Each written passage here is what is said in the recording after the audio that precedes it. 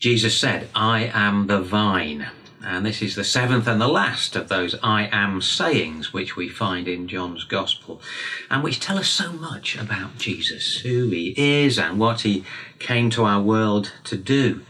But at this point we might wonder, why another?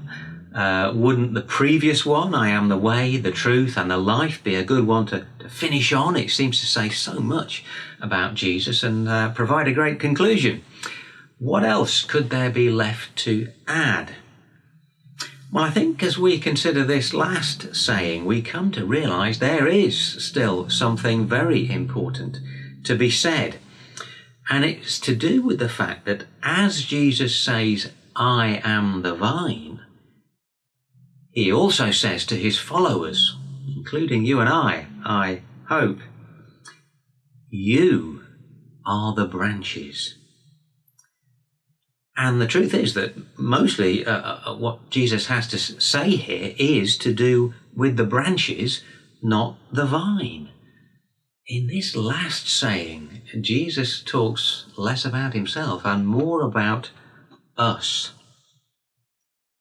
And it comes over as a kind of signing off statement from Jesus as he prepares to return to the Father.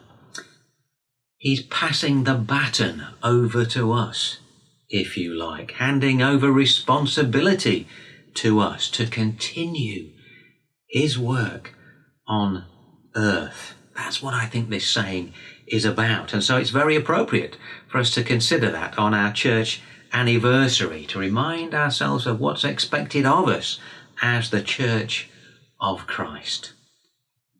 So let's take a closer look at this image of the vine and branches to see what Jesus says and to see what we can learn from it. And a phrase that came to mind as I thought about this was one which gets a bit overused these days, I think, in advertising. It's in our DNA. We read that a lot, don't we? It's in our DNA. What's DNA? DNA? Well, of course, it's deoxyribonucleic acid. Nearly got that wrong. That's bad, isn't it, as a chemist? There you go. But it's what we call the stuff of life, isn't it?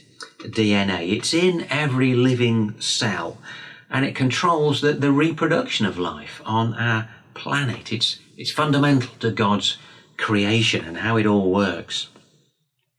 And it causes common characteristics to be passed on through the generations in any specific group of life forms.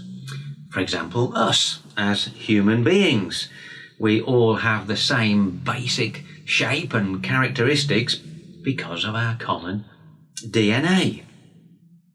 And so companies which adopt this phrase in their advertising are basically saying that certain good characteristics in terms of behaviour are common throughout our organisation. That you can be confident of experiencing consistently high standards from everyone in our company because it's in our DNA. And actually, Jesus is saying something similar here, because the vine and the branches are made of the same stuff. We, as his followers, should share his character as a person. We should exhibit the same kind of behaviour that he exhibits, because it's in our DNA, as the saying goes. Or more to the point, perhaps, because we have his Spirit in us. And then as we reproduce, in other words, make new disciples as a church, they too should be of a similar kind, because all of us are growing into the likeness of Christ. And actually this analogy brings to life, I think, another statement that Jesus makes here. I am in you and you are in me. And in fact, we can develop this image of a vine a bit further still, I think.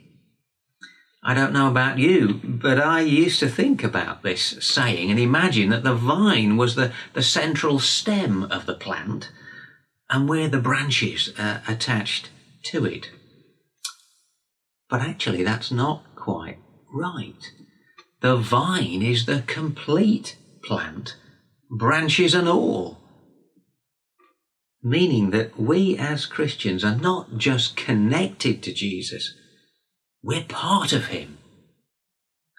And that clearly is what the Bible teaches, not just in this image of the vine. It's also revealed, for example, in that image about us being parts of the body, and the body being Jesus himself. And it fits with that language Jesus uses here, describing us as being in him and wanting us to remain in him. And although the full implications of this are probably beyond our complete understanding, nevertheless, I think we can appreciate something of the kind of intimacy which should therefore exist between ourselves and Jesus and between each other as those belonging to the Church of Christ. It speaks, I think, of the common ideals we should have, the common aims we should have, the common practices we should have in general as Christians. And as we seek to represent Jesus here on earth, as we seek to bear fruit for him, that fruit that we identified earlier on in the service. It also means, I think, that not only will we fail to bear that fruit if we lose our connection to Jesus, but that we will also fail to do so if we do not remain closely connected with each other as members of the church. Only together can we become that beautiful, fruitful vine that God wants us to be. I've already said something about how we maintain our close connection with Jesus through worship, through prayer, through reading the Bible. Though, as Jesus reminds us here, we must also be obedient, putting into practice what we learn through worship, reading the Bible, and prayer. So what then about how we stay connected to each other as the branches? Well, that comes first, of course, through having a common faith in Jesus and simply being a part of the Christian community and participating in the life and the work of the church. That's important.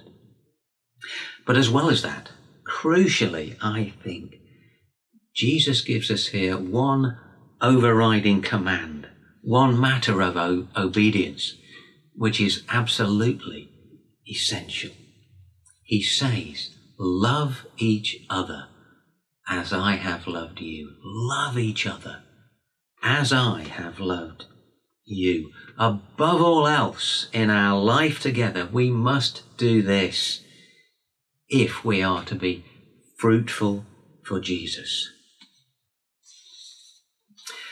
And as more time goes by, the more convinced I become that being the Church of Christ is less about actually what we decide to do or manage to achieve, but more about the way we go about doing what we do together. Now, don't get me wrong, I don't want us to lower our sights at all in terms of what we attempt to do for God and what we expect that we can achieve in him. But we must remember that none of it will ultimately be productive unless we do it all with love in our hearts, love for God and love for each other. This must be in our DNA as a church. After all, love is the first of those fruits of the Spirit. And love must be the motivation for the fruit we produce in terms of our good works.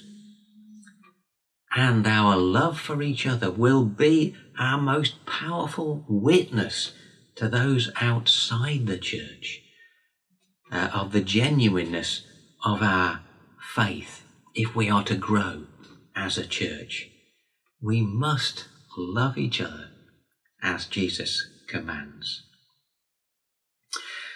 Well, that's all I have time for this morning.